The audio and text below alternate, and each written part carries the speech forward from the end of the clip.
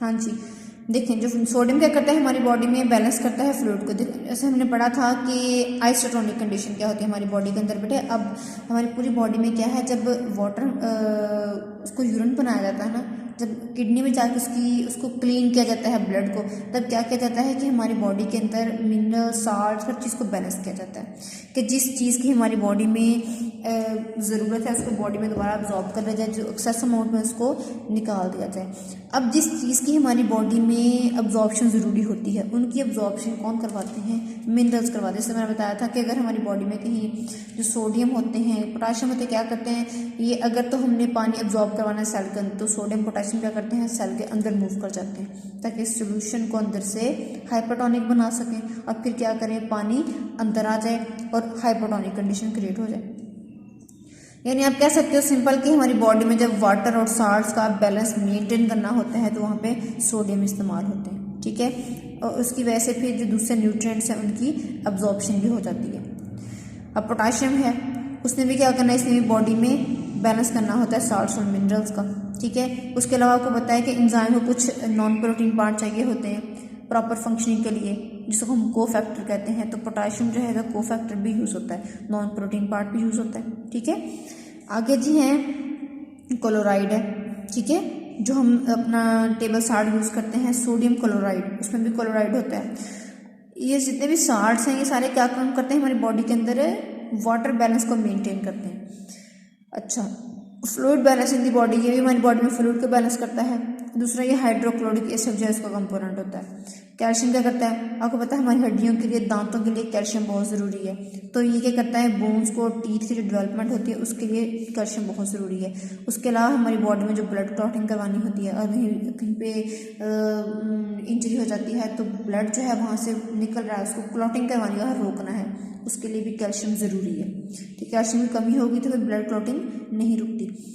अब magnesium and phosphorus ये क्या करता है, ये भी क्या काम करता है, बोन्स और टीथ की ग्रोथ और डेवलपमेंट के लिए बहुत ज़रूरी है। ये सारे क्या हैं, ये मेजर मिनरल्स हैं जो कि हमें डेली 100 मिलीग्राम में चाहिए होते हैं, ठीक है। इंपॉर्टेंट फॉर ये जो तीनों मिनरल्स हैं, ये वाले सोडियम, पोटाशियम और क्लोराइड, इनका फंक्शन एक और भी है, क्या है, important for muscle contraction, nerve impulses, transmission, heart function and blood pressure. यानी ये जो तीनों हैं सोडियम, पोटाशियम और क्लोराइड, ये हमारी बॉडी में ये काम भी करते हैं कि नर्व इम्पल्सेस भी करते हैं, मसल्स की कॉन्ट्रैक्शन के लिए भी ज़रूरी हैं, ठीक है, हार्ट के फंक्शन के लिए भी ज़रूरी हैं, ब्लड प्रेशर के लिए भी ज़रूरी है। जिस तरह कहते हैं ना कि अगर बीपी लो हो गया तो जिसको इसको साल्ट दें, नमक दें इसको, क्योंकि तब सोडियम और क्लोराइड का लेवल जो है वो फिर अंदर उसको मेंटेन कर देता है, ठीक है। अगर हाई होगा तो इसको नमक ना दें। यानी ये जो सोडियम और क्लोराइड है ये मेन किरदार अदा करते हैं ब्लड प्रेशर को मेंटेन करने में। आगे हैं ट्रेस मिनरल्स, ये क्यों कहाँ इस्तेमाल होते हैं। आयरन, आपको पता है हीमोग्लोबिन जो है, जो मैंने आपको बताया था हमारे ब्लड के अंदर होती है आयरन कंटेनिंग प्रोटीन हीमोग्लोबिन, जो क्या करती है ऑक्सीजन और कार्बन डाइऑक्साइड को ट्रांसपोर्ट करती है अपनी बॉडी के अंदर गैसेस को।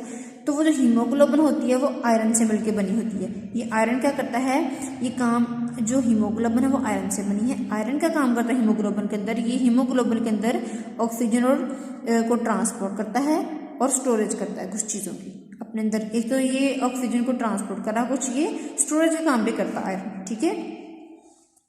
आगे है जिंक, ये क्या करता है, ये हमारी बॉडी में, आपको पता है इंसुलिन क्या काम करती है, जो ग्लूकोज को ग्लूकोज में कन्वर्ट करी होती है ग्लूकागोन के अंदर, ठीक है। तो हमारे जो ब्लड के अंदर ग्लूकोज है उसको जो ब्रेक डाउन करनी है वो किसने करनी होती है, इंसुलिन ने करनी होती है। इंसुलिन में कौन बनाने में काम, उसको मदद कौन करता है, जिंक करता है उसमें हेल्प, ठीक है।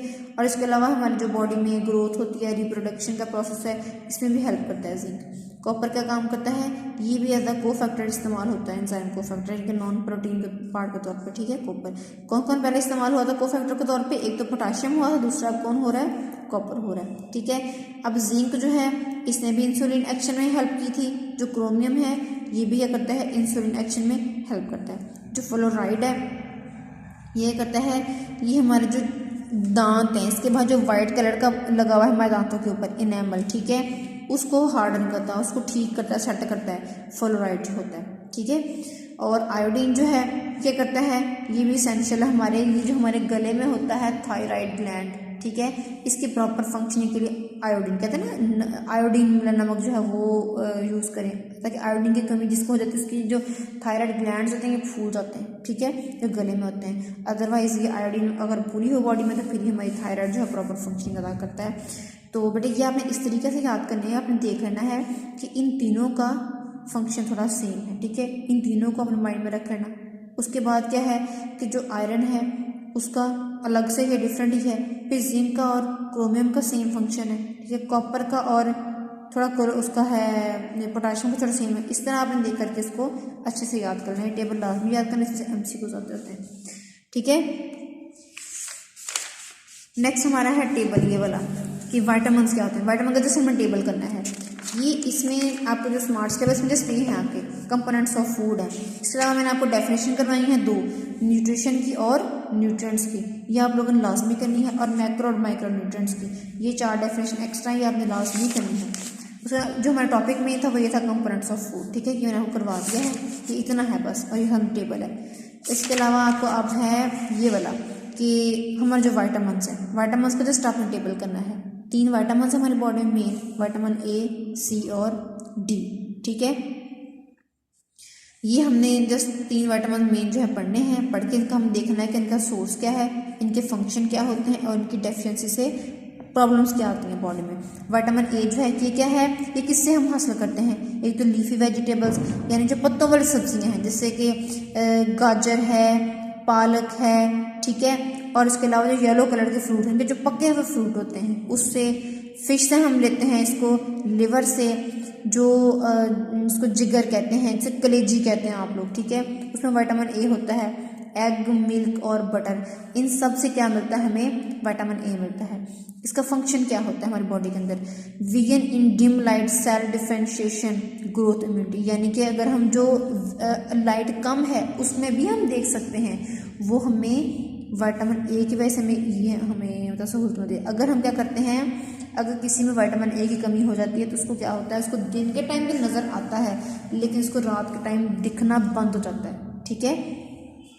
दूसरा सेल डिफरेंशिएशन, यानी जब सेल बनते हैं, मैंने आपको बताया था कि सबसे पहले जब एक सेल होता है, कोई भी ऑर्गेनिज्म जब डेवलपमेंट होती है एम्ब्रियोनिक स्टेज पे, तो क्या होता है, जब एक सेल है आपको पता है उसने 2 में डिवाइड हुआ, 4 में डिवाइड हुआ, यानी जब सेल की डिवीजन हो जाती है, फिर सेल की होती है डिफरेंशिएशन, यानी सारे सेल्स होते हैं वो जब टिश्यू बनाने लगते हैं अलग अलग हो जाते हैं, कहते हैं जी इसने ये टिश्यू बनाने हैं, इसने ये टिश्यू बनाने हैं, इसने कनेक्टिव टिश्यू बनाने हैं, इसने ये टिश्यू बनाने हैं, ठीक है। जब टिश्यू अलग अलग बनते हैं तो फिर सेल के अंदर होती है डिफरेंशिएशन, जब सेल को डिफरेंशिएट करके उनके फंक्शन के अकॉर्डिंग उनको अलग अलग कर दिया जाता है, यानी उनको जब हम काम डिवाइड करके देते हैं कि इन सेल्स ने ये काम करना है, इन सेल्स ने ये काम करना है, इन्होंने ये काम करना है, जब सेल को हम डिवाइड करके डिफरेंशिएट करते हैं, अलग अलग करते हैं, वो जो बॉडी के अंदर जो डिफरेंशिएशन का प्रोसेस है वो किसकी वजह से होता है, वो विटामिन A की वजह से होता है। तो हमारी ग्रोथ में बहुत ज़रूरी है ये। हमारी बॉडी में जो इम्यूनिटी होती है, यानी हमारी जो वाइट ब्लड सेल्स हैं जो बीमारियों से लड़ने की कुव्वत मुदाफ़त रखता है हमारा जिस्म, वो इम्यूनिटी कैसे आती है, विटामिन A से आती है। और अगर इसकी डेफिशिएंसी हो जाए, कमी हो जाए, तो फिर क्या होगा, फिर ग्रोथ भी रुक जाएगी, सही नहीं होगी, दिन को नज़र आएगा, रात को नज़र नहीं आएगा, और स्किन बहुत ड्राई हो जाएगी, ठीक है। ये विटामिन A की डेफिशिएंसी के नुकसान है। अब विटामिन C कहाँ होता है, विटामिन C हमेशा खट्टी चीज़ों में होता है, ठीक है। सिट्रस फ्रूट जितने भी होते हैं, ऑरेंज हो गया, लेमन है, ठीक है, इस तरह इन सब में क्या होता है, विटामिन C बहुत ज़्यादा होता है सिट्रस फ्रूट्स में। दूसरा लीफी ग्रीन वेजिटेबल्स, जो पत्तों वाली सब्जियां जिस तरह ये वाली थी, ठीक है। फिर बीफ के लिवर में, जो बीफ जो बड़ा गोश्त होता है उसकी जो कलेजी होती है, ठीक है, उसमें होता है विटामिन C। अच्छा जी, फिर क्या करता है, कोलेजन फॉर्मेशन करता है, कोलेजन फॉर्मेशन। आपको मैंने बताया था कोलेजन क्या होते हैं, ये जो बोन्स के अंदर जो बोन होती है ना उसमें होते हैं ये जो कोलेजन क्या होता है, जो बोन होती है जिसको हार्ड करते हैं, जो जिस बोन में जितने ज़्यादा कोलेजन होंगे उतनी ज़्यादा वो बोन हार्ड होगी, ठीक है। ये जो आपकी नरम वाली हड्डी है, नोज़ की, कान की, इनमें भी होते हैं, जो दूसरी हड्डियाँ उनमें भी होते हैं, ठीक है। जिसमें कम होंगे कोलेजन उसमें वो बोन कमज़ोर होगी, जिसमें जितने ज़्यादा कोलेजन होंगे वो बोन जो है उतनी ज़्यादा स्ट्रॉन्ग होगी। ठीक है, तो यानी कि जो बोन बनाते हैं वो कोलेजन जो फाइबर्स होते हैं वो बनाते हैं, तो विटामिन सी से ही मिलते हैं। ठीक है, जब ज़ख्म हो जाता है उसकी हीलिंग होती है, जो दोबारा से ज़ख्म एक जगह होता है फिर दोबारा भरता है, ज़ख्म भर के वहाँ पे स्किन ऊपर आती है, जो ज़ख्म का भरना है, हीलिंग ऑफ वॉन्ड्स, वो कौन करता है? विटामिन सी करते हैं। फंक्शनिंग ऑफ इम्यून सिस्टम, ये हमारे इम्यून सिस्टम को बहुत स्ट्रॉन्ग करता है। ठीक है, जो हमारा अंदर वाइट ब्लड सेल्स का सिस्टम है, डिफेंस सिस्टम बॉडी का, जो हमारी डिजीज़ के अगेंस्ट क्या करता है? इम्यूनिटी भी देता है हमारी बॉडी को, वो कौन है? हमारा इम्यून सिस्टम है, वो विटामिन सी से आता है। अब इसकी बीमारी, इसकी डेफिशिएंसी से क्या होगा? स्कर्वे हो जाएगा। स्कर्वे क्या होती है? हड्डियाँ कमज़ोर हो जाती हैं। ठीक है, जल्दी हड्डियाँ टूट जाती हैं, दर्द होता है, गिर गया कहीं तो हड्डी टूट गई, स्कर्वे उस बंदे को हो जाता है। वो कब होगा? कि अगर किसी में विटामिन सी की कमी हो जाएगी तो कोलेजन फॉर्मेशन क्या होगी? कम होगी।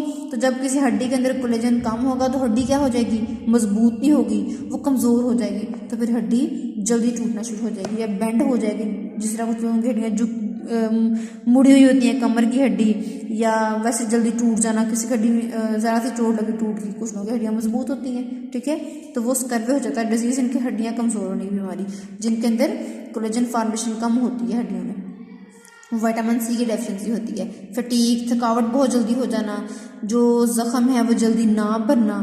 ठीक है, वो काफ़ी तक ख़राब रहना, महीने ज़ख़म ख़राब रहते हैं, भरते नहीं हैं। दांतों में से खून आना, जो मसूड़े होते हैं वहाँ से खून आता है, वो क्यों आता है? विटामिन सी की कमी से आता है। ठीक है, और जो जॉइंट्स हैं वो दर्द करते हैं। ठीक है, वो भी कैसे होता है? विटामिन सी से होता है। आगे विटामिन डी, ये कहाँ से इसका सोर्स है? ये कहाँ से मिलता है हमें?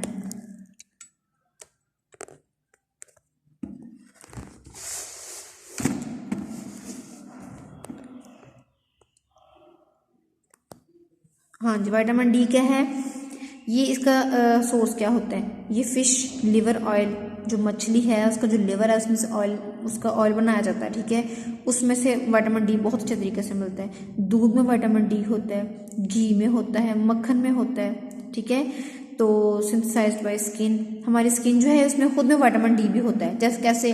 जब हमारी स्किन होता है मेलानिन, जब हम धूप में बैठते हैं तो हमारी स्किन जो होती है वो अब्जॉर्ब करती है सनलाइट में से विटामिन डी। ठीक है, वो भी इसका सोर्स है। आगे है maintenance of the concentration of the calcium and phosphorus, यानी कि बॉडी के अंदर कैल्शियम और फॉस्फोरस जो हैं, जो हमारे क्या हैं, जो हमारे, मैंने बताया आपको, कैल्शियम और फॉस्फोरस क्या है? हमारे मेजर मिनरल्स हैं। इनको हमारी बॉडी के अंदर मेंटेन कौन करता है? विटामिन डी मेंटेन करता है। अच्छा जी, अब इसमें इसकी कमी से क्या होता है? Rickets in children, osteomalacia in adults. अच्छा, ये बीमारियां हो जाती हैं। क्या होता है कि इनमें हड्डियां कमज़ोर हो जाती हैं, हड्डियां। ठीक है, बहुत जल्दी हड्डियां, कुछ बच्चे जब चलते हैं जिनकी टांगों की हड्डियां टेढ़ी होती हैं, ठीक है, वो टेढ़ी हो जाती हैं, जल्दी हड्डी टूट जाना। ठीक है, ये बीमारियां हो जाती हैं छोटे बड़ों में। ठीक है, आगे है बेटे effects of water and dietary fibres. Next point ये है कि हम देखते हैं कि हमारी बॉडी में जो है न्यूट्रिएंट्स भी ज़रूरी हैं। ठीक है, सब कुछ ज़रूरी है, लेकिन वाटर और फाइबर्स कैसे हैं, इनकी क्या हमारी बॉडी में इंपॉर्टेंस है, कितने का ज़रूरी है हमारी बॉडी में। ठीक है, कहते हैं कि strictly speaking water and dietary fibres are not considered nutrients but they do play important role in life. कहते हैं कि जो हम लोग क्या करते हैं, हम पानी और डाइटरी फाइबर्स को न्यूट्रिएंट्स में शामिल नहीं करते। जिस तरह हमने पहले पढ़ा कि जो न्यूट्रिएंट्स हैं कौन कौन से थे, हमने कार्बोहाइड्रेट्स पढ़े, जो फूड कंपोनेंट्स थे, प्रोटीन पढ़ा, लिपिड पढ़ा। ठीक है, फिर उसके बाद हमने मिनरल्स देखे, फिर हमने अब न्यूट्रिएंट्स देख लिए। तो ये सारे क्या हैं, कहते हैं इन सब चीज़ों को हम न्यूट्रिएंट्स में शामिल करते हैं, लेकिन हम पानी को और डाइटरी फाइबर्स को न्यूट्रिएंट में शामिल नहीं करते। लेकिन इसके बगैर हमारी लाइफ पॉसिबल भी नहीं है। अब देखें, सबसे पहले क्या है कि वाटर जो है ये हमारी बॉडी का 60% हिस्सा जो होता है वाटर बनाता है। ठीक है, nearly all life sustaining chemical reactions require an aqueous environment. क्योंकि हमारी बॉडी में जितने भी केमिकल रिएक्शंस होने होते हैं उनको एक्वस एनवायरनमेंट चाहिए, वाटरी एनवायरनमेंट चाहिए। पानी होगा तो रिएक्शन होगा, अदरवाइज नहीं होगा। ठीक है, वाटर आल्सो, अभी ये सारे फंक्शन हैं कि वाटर जो है वो क्यों नेसेसरी है, या रोल ऑफ वाटर, या इंपॉर्टेंस ऑफ वाटर, या फंक्शन ऑफ वाटर। इसमें कोई भी हेडिंग दे लें आप, यहाँ पे हेडिंग दे लें कि इंपॉर्टेंस ऑफ वाटर। ठीक है, फिर ये भी इस क्वेश्चन आ सकता है, write and note on importance of water या role of water in our body. तो इसमें बताएंगे आप सबसे पहले कि हमारी बॉडी का 60% हिस्सा जो है वाटर से बनता है। सारे केमिकल रिएक्शंस हमारी बॉडी में वाटर की वजह से होते हैं। फिर वाटर का काम करता है, water function as the environment in which water soluble food stuffs is absorbed in the intestine and waste product are eliminated in the urine. क्या होता है कि हम जितना भी खाना खाते हैं वो स्टमक में जाके पहले वाटर के अंदर एब्जॉर्ब होता है, सारी खुराक जो होती है पानी में एब्जॉर्ब होती है, एब्जॉर्ब होने के बाद फिर डाइजेस्ट होके फिर हमारी बॉडी में एब्जॉर्ब होती है। फिर जो बाकी खुराक बच जाती है वो भी हम क्या करते हैं, जो वेस्ट होती है उसको हम पानी में एब्जॉर्ब करवा के बॉडी से यूरिन की शक्ल में बाहर निकाल देते हैं। यानी हमारी बॉडी में खुराक की एब्जॉर्प्शन भी वाटर से होती है और हमारी बॉडी में से जो फालतू मादे निकलने हैं बाहर वो भी किस वजह से होते हैं, वाटर के अंदर मिक्स करके उनको हम बॉडी से एलिमिनेट करते हैं। इसको आपने इम्पोर्टेंस ऑफ वाटर या फंक्शन ऑफ वाटर लिख के ये सारे जो पॉइंट्स हैं इनको डॉट लगा के लिखना है, एक एक पॉइंट्स को नंबरिंग देके कि ये ऐसे फर्स्ट पॉइंट है, फिर ये सेकंड पॉइंट है, ठीक है। इसको पैराग्राफ की शक्ल में नहीं लिखना। फिर ये थर्ड है वाटर का ये फंक्शन, ठीक है। फिर ये फोर्थ फंक्शन है। अगर another essential role of water is to maintain body temperature through evaporation as in sweating, ठीक है। और नेक्स्ट फंक्शन क्या है हमारी बॉडी में वाटर का कि हमारे बॉडी के अंदर टेम्परेचर को मेंटेन करता है। कैसे, अगर गर्मियाँ होती हैं तो हमें पसीना आता है, वेपोरेशन होती है स्वेटिंग की शक्ल में, गर्मी बहुत होती है। बॉडी को कूल करने के लिए क्या किया जाता है कि बॉडी में से फिर पानी को स्वेटिंग की शक्ल में, पसीने की शक्ल में बाहर निकाला जाता है, जिससे क्या होता है हमारी बॉडी का टेम्परेचर मेंटेन हो जाता है। आगे सीवियर डिहाइड्रेशन में रिजल्ट इन कार्डियोवास्कुलर प्रॉब्लम, ठीक है। और इसके नुकसान भी इसका ये है कि अगर बॉडी के अंदर पानी की कमी हो जाती है, डिहाइड्रेशन हो जाती है, उससे फिर क्या हो जाएगा, उससे हमें हार्ट डिजीज हो सकती है, ठीक है। अगर पानी में बॉडी की कमी हो जाती है, बॉडी में पानी की कमी शदीद, तो क्या हो जाएगा, हमें हार्ट डिजीज होती है। कार्डियोवास्कुलर डिजीज कौन सी होती है, हार्ट डिजीज।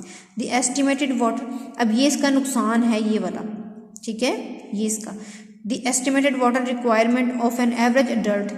अब रिक्वायरमेंट कितनी है, डेली रिक्वायरमेंट वाटर की कितनी है, 2 लीटर पर डे। यहाँ पे आप हेडिंग दें डेली रिक्वायरमेंट, ठीक है।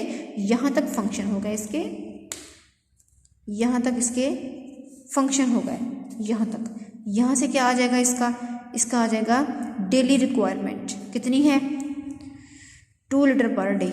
अच्छा जी, अब यहाँ पे हेडिंग दे रहे हैं next source of water. Important source क्या है वाटर के, नेचुरल वाटर तो हम पिए, एक तो वो उसका सोर्स है। उसके अलावा कौन कौन सी चीज़ों से हम वाटर लेते हैं, हम दूध में से वाटर लेते हैं, जितने भी जूसी फ्रूट्स हैं, ऑरेंज वगैरह देखें जिसमें जूस होता है, वो सारे के वाटर का सोर्स हैं।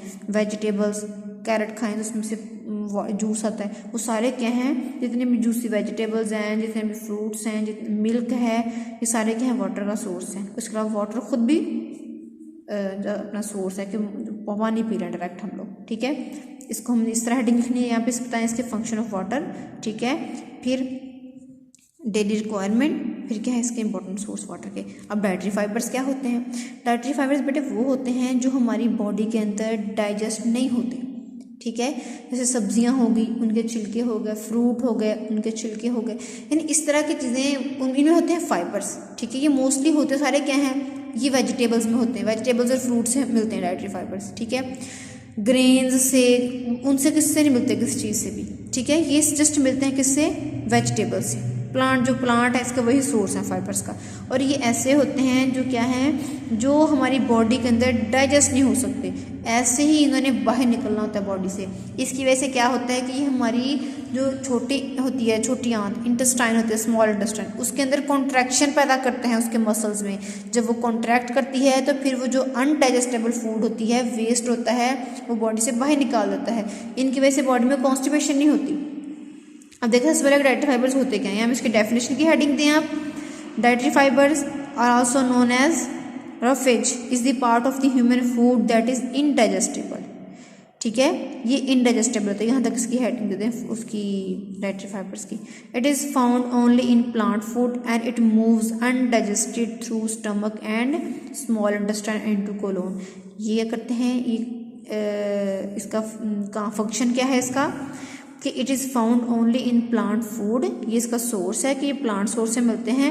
एंड इट, इसका फंक्शन में आप लिख लें कि it is found only in plant food and it moves undigested through stomach and small intestine and into colon, कि ये प्लांट से भी मिलते हैं और क्या करते हैं, ये अनडाइजेस्टेड हालत में उसी तरह बगैर हजम हुए मैदे में से, फिर छोटी आंत, फिर कोलोन में से बॉडी से बाहर निकल जाते हैं। ये असल में फूड को जो गैर हजमशुदा खुराक हमारी बॉडी में होती है उसको साथ लेके बॉडी से बाहर निकालने का काम करते हैं।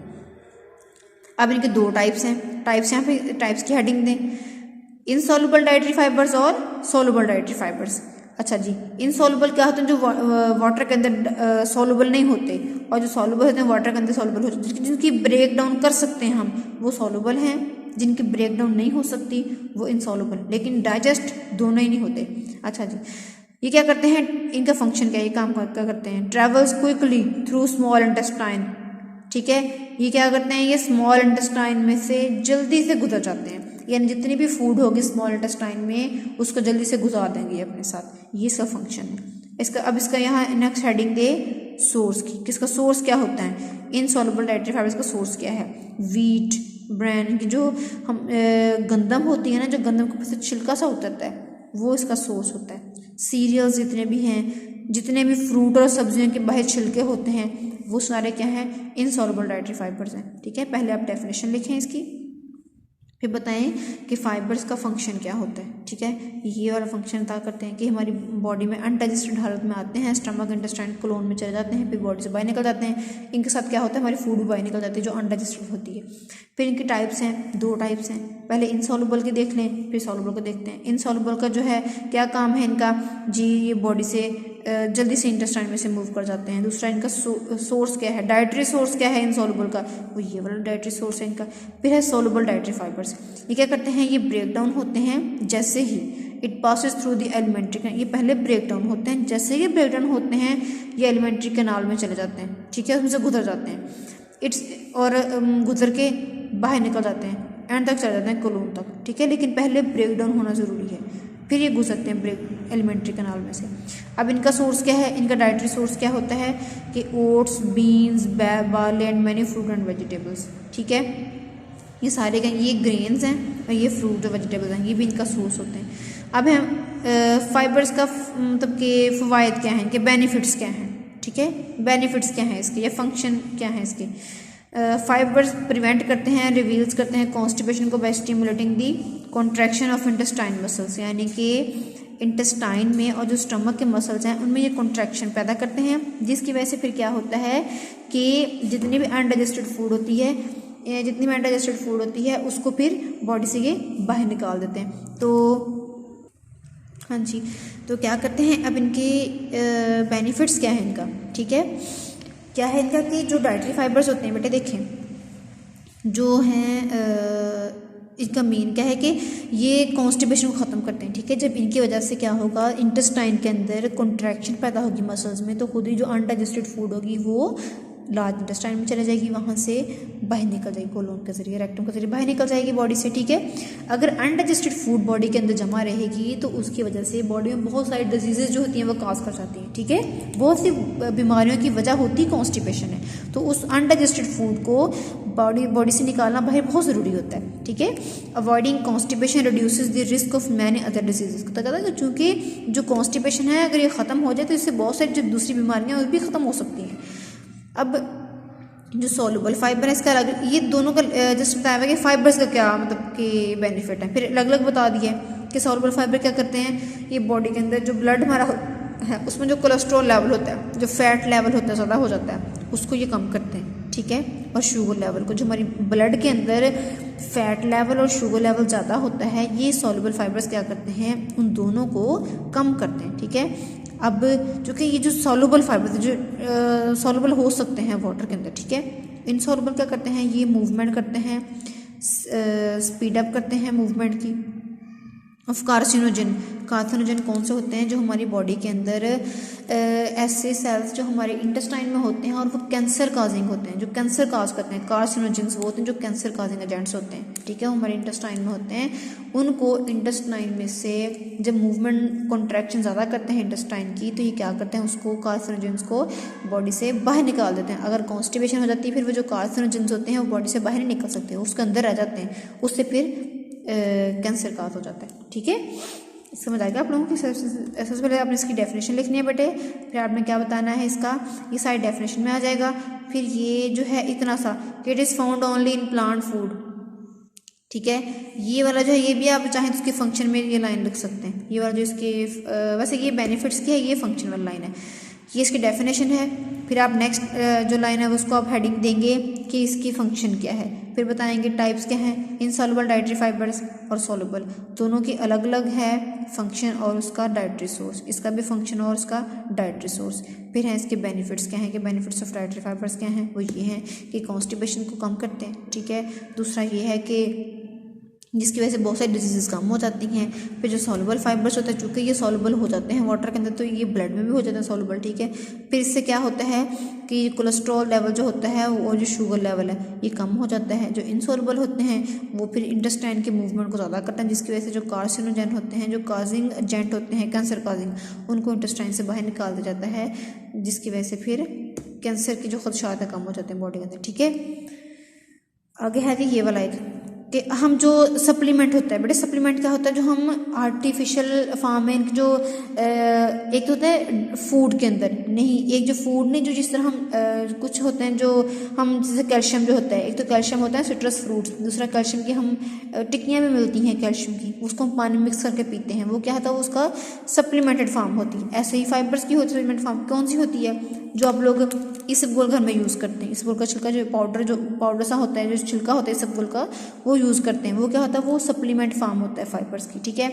उससे फिर क्या होता है, वो डॉक्टर कहते हैं कि इसको यूज़ करना चाहिए, उससे फिर क्या होता है कॉन्स्टिपेशन खत्म हो जाती है बॉडी के अंदर, उससे कोलेस्ट्रॉल लेवल जो भी कम हो जाता है, क्योंकि फाइबर्स का काम ही ये है कि एक तो ये कोलेस्ट्रॉल लेवल कम करते हैं ब्लड में, दूसरा ये क्या करते हैं कॉन्स्टिपेशन खत्म करते हैं। तो जब हम अगर हमें डाइट में फाइबर्स नहीं मिलता तो हम क्या करते हैं इसबगोल को यूज़ कर लेते हैं, वो भी फाइबर ही है लेकिन सप्लीमेंटेड फॉर्म में, ठीक है। तो उससे भी ये मसले सॉल्व हो जाते हैं। अल्लाह हाफ़िज़।